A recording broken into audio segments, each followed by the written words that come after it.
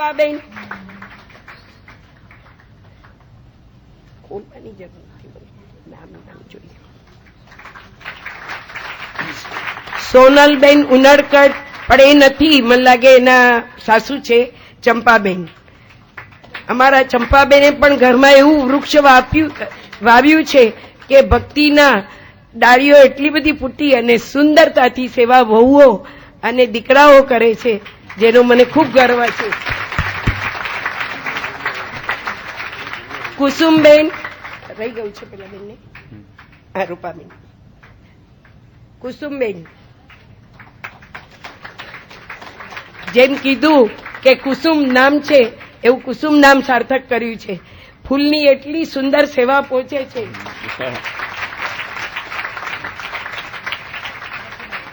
રસીલાબેન, રસીલાબેન આવે, અચ્છા, ઇન્દિરાબેન લાકડાવાલા આવે છે.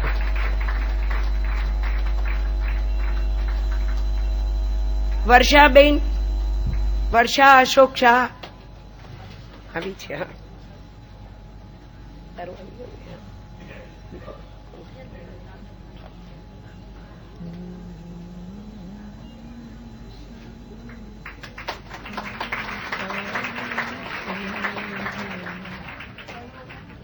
પલ્લવીબેન મોદી,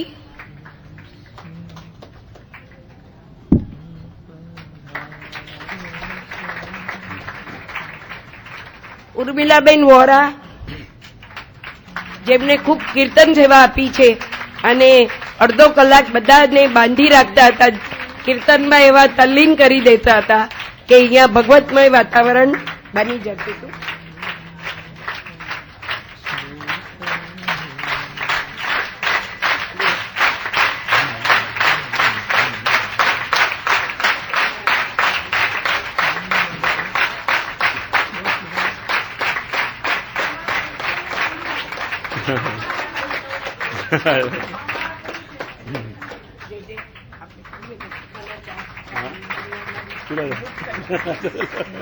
હવે એક બીજી મુખ સખી છે,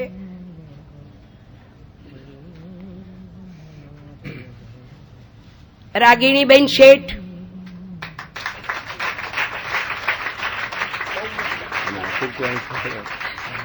હવે જો કદાચ કોઈને મારાથી અન્યાય થઈ ગયો હોય, કોઈ રહી ગયું હોય, તે દરગુજર કરજો.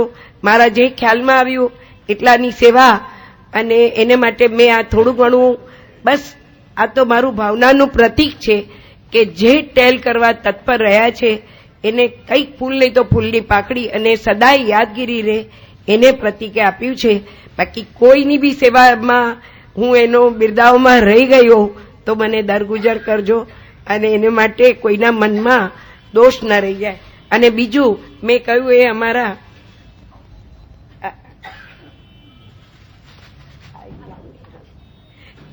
એક અમારા મીનાબેન, મીનાઓ,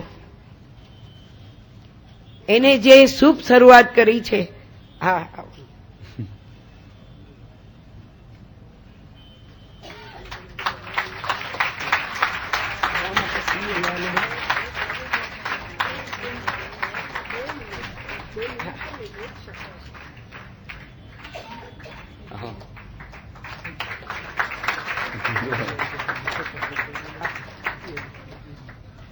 સૌ વૈષ્ણવોને મારા જય શ્રી કૃષ્ણ અને જેના ચરણોમાં ફરી ફરી દંડવત કરી અને વિનંતી કરું છું કે આપ અમારી સાથે, આપને જો આનંદ આવ્યો હોય તો ફરી આવો. યોગાનું યોગ જલ્દી બનાવજો અને જલ્દી આ પ્રેમપુરી આપની રાહ જોશે એવું મારું અંતઃકરણપૂર્વકની ઈચ્છા છે. અને ઈચ્છા પૂર્ણ કરવા તો આપણે મનોરથ કરવાના છે. મનોરથ પૂર્ણ કરવાવાળા તો ઠાકોરજી છે. બસ આપના ચરણોમાં ફરીથી દંડવત. હવે અમારા કઈ સોહિણીબેનને કેવું છે એ બે શબ્દ કહીશ. મારું કઈ તમારું છે. પરમ પૂજ્ય ગો શ્રી યદુનાથ મહારાજજી તથા એમના કલાકાર ઉપસ્થિત સર્વે વૈષ્ણવો, અમને એમ લાગે છે સુરેખાબેન પર ઠાકોરજીની અસીમ કૃપા છે. સત્સંગ ચાલુ કરી અમને બધી બહેનોને ધર્મ તરફ વાળી. શરૂઆતમાં અમે 3 જણ હતા, આજે 300થી પણ વધુ વૈષ્ણવ આ સત્સંગનો લાભ લે છે. ભાઈઓનો સત્સંગ વર્ગ રવિવારે ચાલે છે. આ સત્સંગનું નામ કૃષ્ણપ્રિયા મંડળ વડોદરાવાળા કલ્યાણરાયજીના વહુજીએ સૂચવ્યું છે. વર્ષમાં એક આવો પ્રેમપુરીમાં પ્રોગ્રામ અચૂક યોજે છે અને એનું સંચાલન કરે છે. બધી જવાબદારી એમના પર જ હોય છે. સામગ્રી ઠાકોરજીના અંગવસ્ત્ર અને પવિત્ર કરતા પણ શીખવે છે. કોઈ પણ વાતનો કંટાળો નથી. એમને જ્ઞાનની જ્યોત જલાવી છે. પ્રભુ આજે એમના જન્મ દિવસે એમને આશીષ અર્પે અને દીર્ઘ આયુ આપે.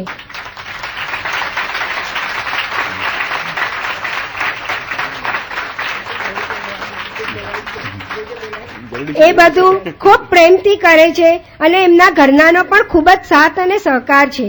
નિકુંજલતા બેટીજીનો તો જમણો હાથ છે. અમારી સર્વેને અંતર ઈચ્છા છે કે અમને સર્વે બહેનોને સત્સંગ આપતા રહે, ઠાકોરજીના સાનિધ્યમાં રાખે, સુરેખાબેન ફૂલની માફક મહેકતા રહે. સર્વેને જય જય શ્રી ગોખલે. 2 મિનિટ હું કહીશ કે વલ્લભની તો અપરંપાર કૃપા મારા પર છે અને જેને મારો હાથ પકડ્યો છે એ જ મને આ કાર્યો કરાવે છે.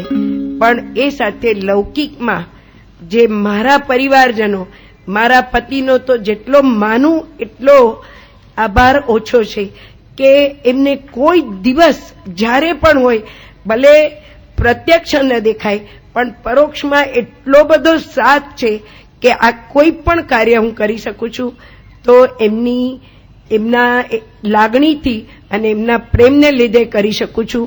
અને મારા પરિવારજનો, મારો દીકરો દીકરી પણ એટલા સહાયરૂપ છે કે મને કોઈ દિવસ એમાંથી પાછા નથી કાઢતા. તું ગમે એટલું કર, તારે જે જોઈએ અમે તારા માટે કરશું, પણ તું આ ભગવત નામ અને ભગવત કામ કરતી રહે, એવી એમની શુભ લાગણીથી હું આજે કંઈ પણ કરું છું તો એનાથી કરું છું.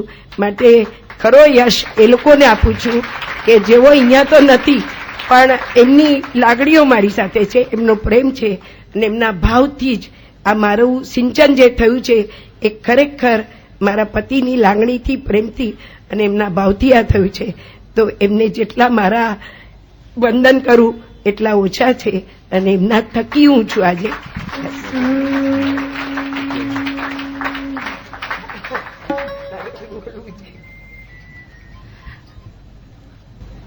પૂજ્યપાદ 108 શ્રી યદુનાથજી બાવાને દંડવત અને અહીં ઉપસ્થિત વાલા વૈષ્ણવોને જય શ્રી કૃષ્ણ.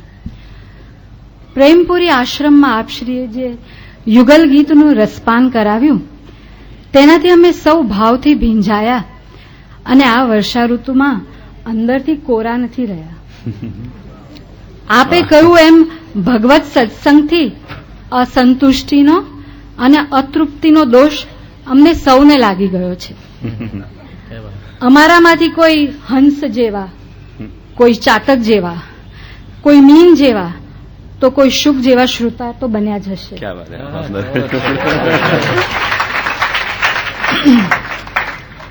અનવસરનો સમય એટલે કે 12 ઘડીનો એટલે કે 5 કલાક અને 12 મિનિટનો સમય પ્રભુ દૂર હોય તો શું થાય અને આપણે શું કરવું જોઈએ એને માટે છે યુગલ ગીત.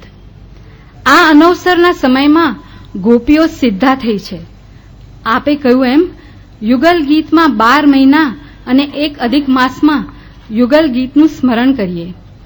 ગોપીઓની જેમ પ્રભુની ભક્તિ કરીએ, પ્રેમ કરીએ તો આ સિમેન્ટ કોન્ક્રીટના જંગલમાં રહેનારા આપણે પામર અને કઠોર જીવોમાં કોમળતા અને રુજુતા અવશ્ય આવશે.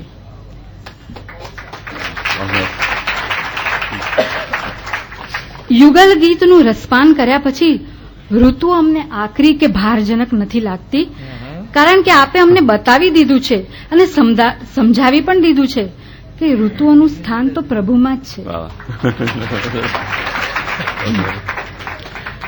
યુગલ ગીત આ અવની પર વસેરા દરેક જીવ, જડ કે ચેતન બધાને સ્પર્શે છે. એમાં